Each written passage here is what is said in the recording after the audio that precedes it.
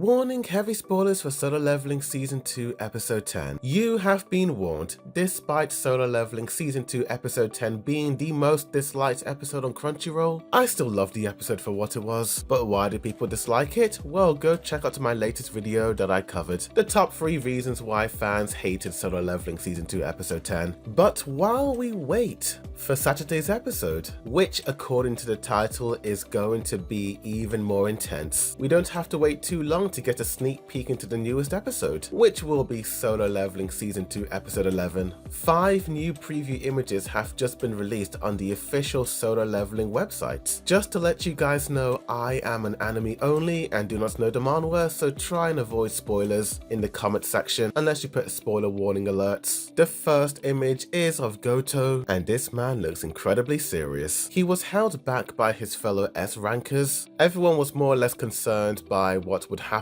if these two men would go all out. It could end up quite deadly, but now that Goto is out here in the wild, it does look like we are finally going to see what this man is truly made of. The second preview image is of S ranker healer Min, Yeonwoo's BFF, and in last week's episode, he actually had a change of heart and wanted to come along as he wanted to be there for his friends, and it does look like this preview image is indicating that he would truly be there for his friends. As this preview image shows him activating his healing abilities, it does seem like he's trying to heal someone on his team. The third preview image, we see Ma Donwook of the Fame Guild face to face with what appears to be the Queen. Judging from this image, Ma Donwook will be the one to take down the Queen, as his abilities of transforming into a gigantic man should be enough to restrain the Queen and for Yeonwoo to deliver the final blow. As the fourth preview image, we see Yeonwoo standing in front of the body of the Ant Queen. The Ant Queen seems to be covered in green blood. We know that these ants bleed green blood, as in the previous episode, the Japanese S-rankers were attacking the red ants and they splattered out green blood. Although in the previous episodes, there were a lot of white ants that looked awfully similar to the Queen that were all taken out by Yeonwoo's team, so I am wondering if this white ant is in fact the Queen or just another of her subordinates. If this in fact is not the Queen that Yeonwoo is standing in front of and the Queen is somehow alive, then I do not think that Ma Donwook or Min Byung-gu are going to make it out alive. Regarding Min Byung-gu, both he and Yeonwoo had this brotherly heart-to-heart bond, wishing each other good luck in last week's episode, with the S-rankers behind him all smiling.